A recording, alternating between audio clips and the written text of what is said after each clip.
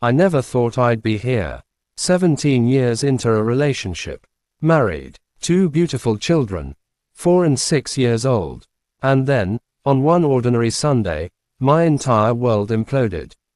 This is my story. A story of betrayal, confusion, heartbreak, and ultimately, clarity. I'm sharing it not because it's easy to say, but because it's real. Because someone else out there might be feeling alone in their pain.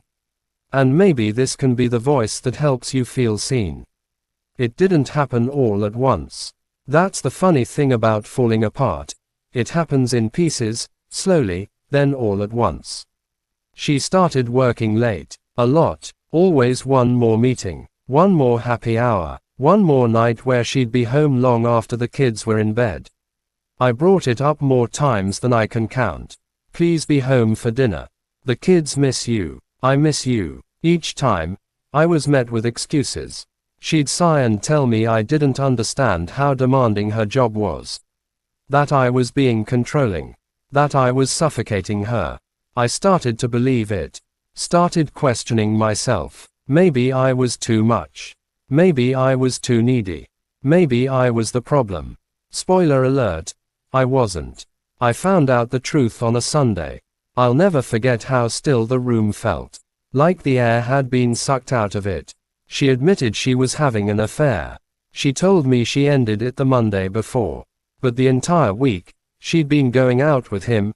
Dinners, drinks, laughing while I stayed home, trying to keep the pieces of our family together. I had begged her not to go.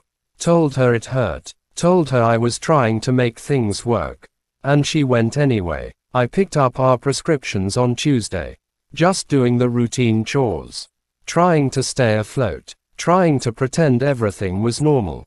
Inside the bag were abortion pills and painkillers. I froze. I asked her, "Are you pregnant?" She looked at me, straight-faced, and said they were just precautionary. I didn't buy it. Not for a second. You don't take abortion pills as a precaution. That's not how this works. That's not how any of this works. And I remembered, she was ovulating when I was out of town earlier that month. And I knew, deep in my gut, that she had been with him. She was pregnant, and it wasn't mine. I can't even explain the range of emotions that ripped through me in those first few days.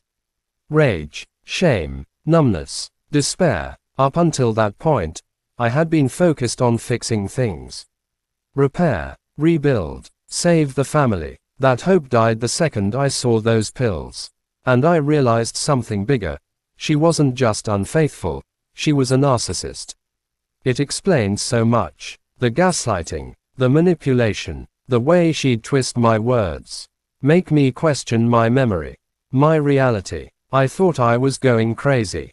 Turns out I was just being emotionally abused. I went no contact after that. Told her I would only speak to her about the kids. And for a couple days, I held firm.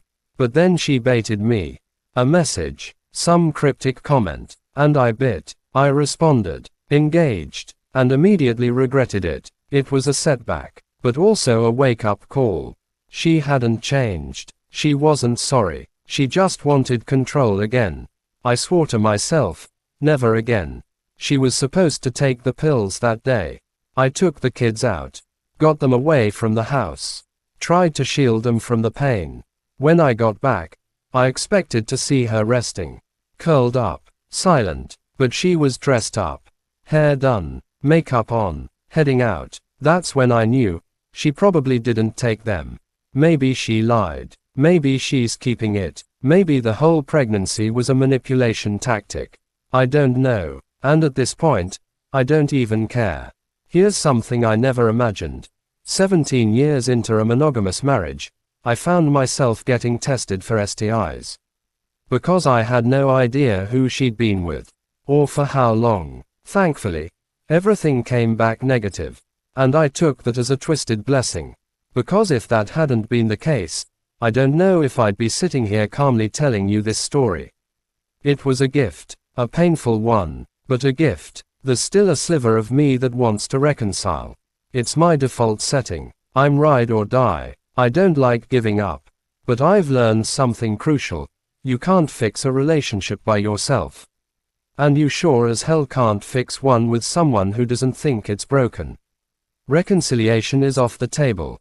I don't see a path back. I don't think I ever really did. A lot of people told me I should tell the other man's wife. And I wanted to, not because it was the right thing to do, but because I wanted to blow them up. I wanted revenge. But I'm being honest with myself now. That kind of justice doesn't heal. It only distracts. So I'm waiting, focusing on my kids, mediation, legal planning, one step at a time. When I confronted her, really confronted her, she finally admitted to sleeping with him at a hotel. I asked her why. She said, I was exploring my options. 17 years, 2 kids, a life together, and I was just one option. I've never felt so disposable. We haven't been good for a long time. I thought it was just life. Stress, kids, but now I see it clearly. She wasn't just drifting. She was actively replacing me, cutting me off emotionally while feeding off the attention of someone else. I wasn't crazy. I was being phased out.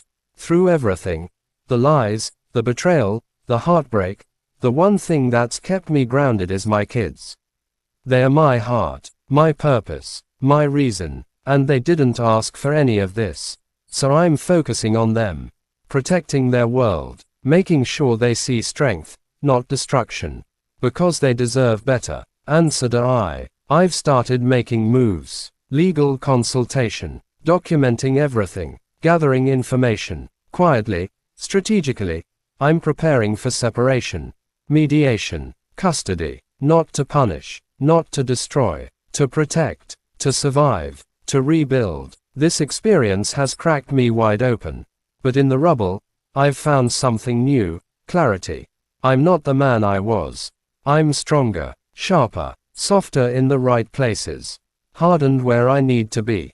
I'm becoming the father my kids deserve, the man I deserve. We still live under the same roof.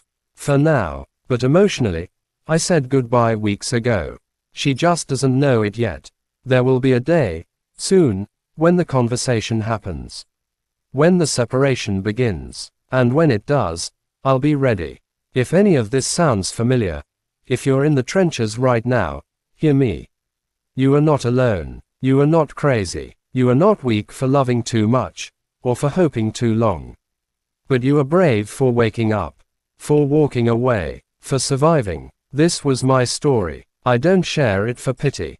I share it because the truth matters. Because somewhere out there, someone needs to hear that they're not the only one. I'm not out of the woods yet, but I'm walking, and with every step, I feel a little more free. Thank you for listening. If this story resonated with you, like, subscribe, and share. Your voice matters, and you are not alone.